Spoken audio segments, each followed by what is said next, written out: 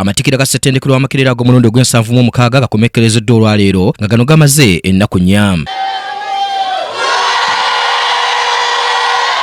Abatikkiddwa olwaleero kubaddeko abakugusa ebyamawulire ab'embeera z'abantu bayinginiya n'abalala. Bano bakubiriziddwa okuteekesa mu nkola bye bakuguseemu nga baweereza eggwanga era nga bakubiriziddwa n'okwetandikirawo emirimu. Congratulations on reaching this significant milestone. Today holds a special meaning for me as we celebrate a dream that has begun to bear fruit. Minisita w'ebyenjigiriza n'emizannyo Janet Kataawa Museveni ng'asinziira ku Zoom ayozaayozezza abatikkiddwa era n'abasaba okukozesa byebakuguseemu obulungi nga baweereza abantu. Ono ayongedde okulaga essanyu olw'abavubuka abangi okweyongera okwenyigira mu kusoma era ne bamalako emisomo gyabwe. Kyansala wa ssettendekero ono Dr. Crispus Kiyonga ayozaayozezza abatikkiddwa era n'abakuutira okweyisa obulungi. Knowledge of the world, your country and the community in which you live. Have an eye for what opportunities exist in your country and communities that you can take advantage of to find viable activities in which you can engage for prosperity.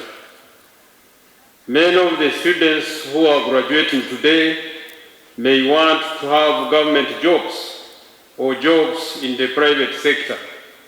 Some will indeed have these jobs, but others will not get such jobs because those jobs are few compared to the number of graduates. Oluvannyuma omukolo gw'okutikkira abayizi gugenze mu maaso. Who have satisfied the requirements for the award of the degree of Masters in Development Studies of Makerere University. Our roots.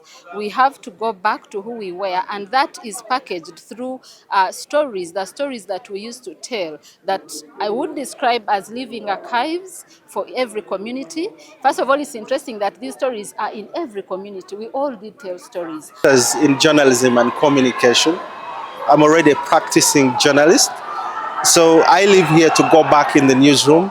I would want to use this skill to improve on how to communicate and play well the role of a public watchdog. I am happy that I'm graduating today with the Bachelor's of Social Work.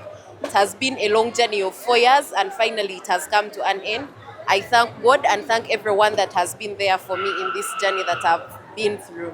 Abatikkiddwa balaze essanyu era ne balaga okuweereza obulungi mu nsi gye bagenda. Aniti Nakayibaale yakusakidde eggulire lino ku Lwake TV amalindirire.